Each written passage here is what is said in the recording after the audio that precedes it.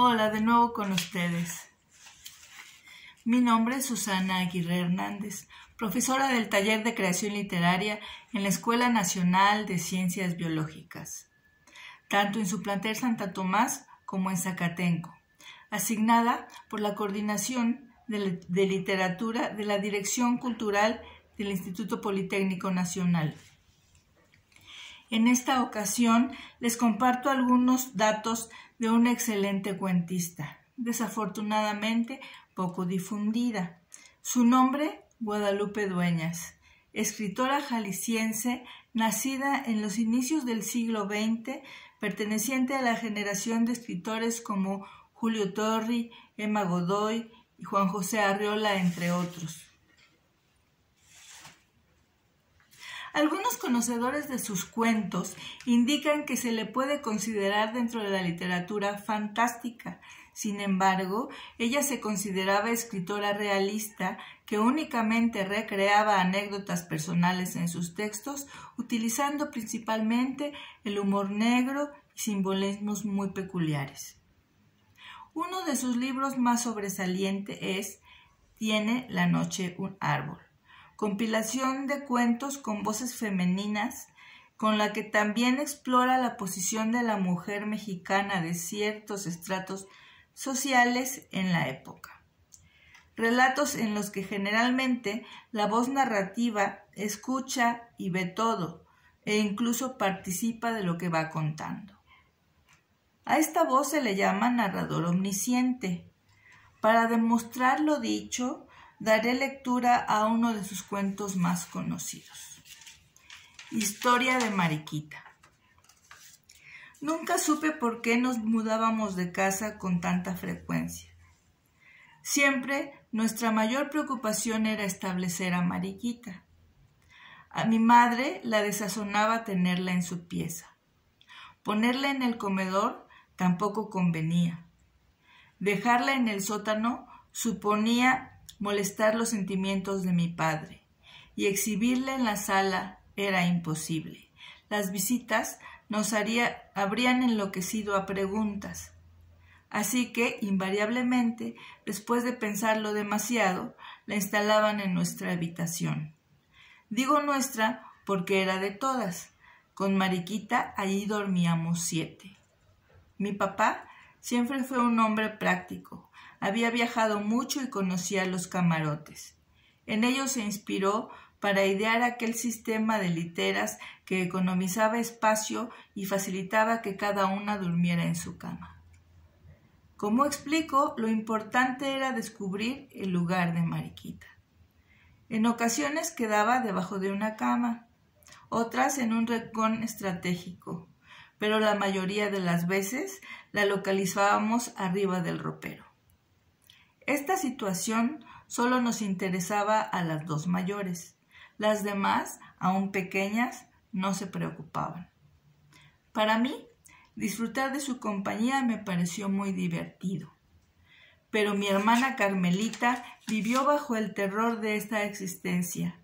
Nunca entró sola a la pieza y estoy segura de que fue Mariquita quien la sostuvo tan amarilla, pues aunque solamente la vio una ocasión, asegura que la perseguía por toda la casa. Mariquita nació primero, fue nuestra hermana mayor. Yo la conocí cuando llevaba 10 años en el agua y me dio mucho trabajo averiguar su historia. Su pasado es corto y muy triste.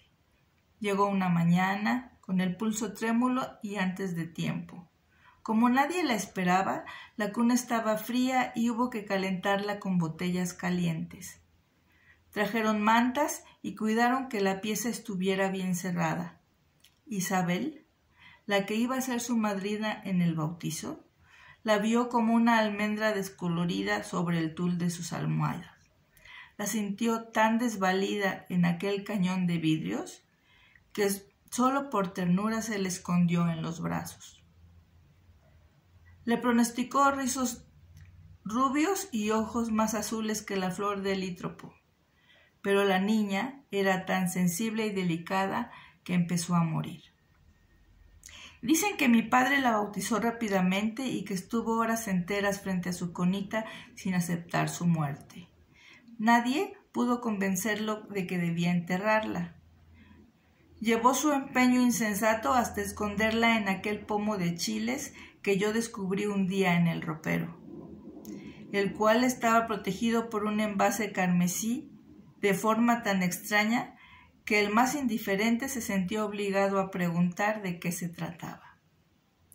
Recuerdo que por lo menos una vez al año papá reponía el líquido del pomo con nuevas sustancias de su química exclusiva. Imagino sería aguardiente con sosa cáustica. Este trabajo lo efectuaba emocionado y quizá con el pensamiento de lo bien que estaríamos sus otras hijas en silenciosos frascos de cristal, fuera de tantos peligros como auguraba que encontraríamos en el mundo. Claro, el secreto lo guardábamos en familia. Fueron muy raras las personas que llegaron a descubrirlo y ninguna de estas perduró en nuestra amistad. Al principio se llenaban de estupor, luego se movían llenas de recelo. Por último, desertaban diciendo comentarios poco agradables acerca de nuestras costumbres. La exclusión fue total cuando una de mis tías contó que mi papá tenía guardado en un estuche de seda el ombligo de una de sus hijas. Era cierto. Ahora yo lo conservo. Es pequeño como un caballito de mar y no lo tiro porque a lo mejor me pertenece. Pasó el tiempo, crecimos todas, mis padres ya no están entre nosotras, pero seguimos cambiándonos de casa. Y empezó a agravarse el problema de la situación de Mariquita. Alquilamos un señorial caserón en ruinas. Las grietas anunciaban la demolición. Para tapar las bocas que hacían gestos en los cuartos distribuimos pinturas y cuadros sin interesarnos las conveniencias estéticas. Cuando la rajadura era larga, como un túnel, la cubríamos con algún gobelino en donde las garzas que nadaban en punto de cruz, añil, hubieran podido excursionar en el hondo agujero. Si la grieta era como una cueva, la sobreponíamos en un plato fino, un listón y dibujos de flores. Hubo problema con el socavón inferior de la sala. No decidíamos si cubrirlo con un jarrón ming o decorarlo como oportuno nicho o plantarle un pirograbado japonés. Un mustio corredor que se metía a los cuartos encuadraba la fuente de nuestro palacio. Con justo delirio de grandeza dimos una mano de polvo de mármol al desahuciado cemento de la pila, que no quedó ni pórfido ni de jaspe, sino ruin y altisonante como barro.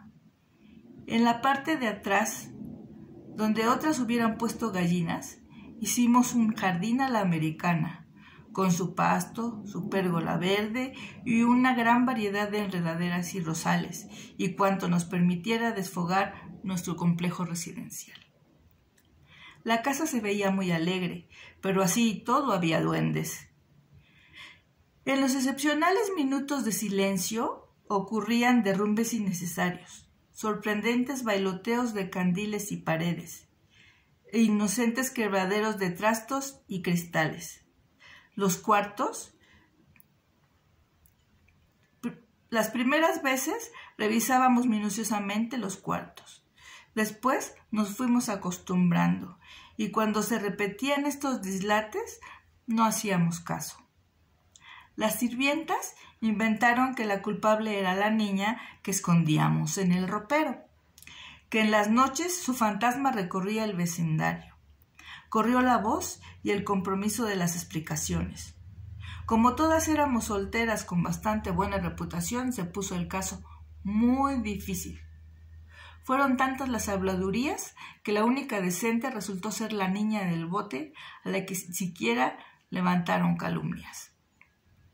Para enterrarla se necesitaba un acta de defunción que ningún médico quiso extender.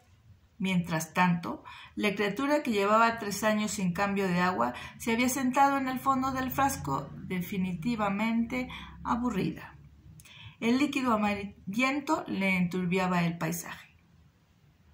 Decidimos enterrarla en el jardín. Señalamos su tumba con una aureola de mastuerzos y una pequeña cruz como si se tratara de un canarito. Ahora hemos vuelto a mudarnos y no puedo olvidar el prado que encarcela a su cuerpecito. Me preocupa saber si existe alguien que cuide el verde limbo donde habita y si en las tardes todavía la arrullan las palomas.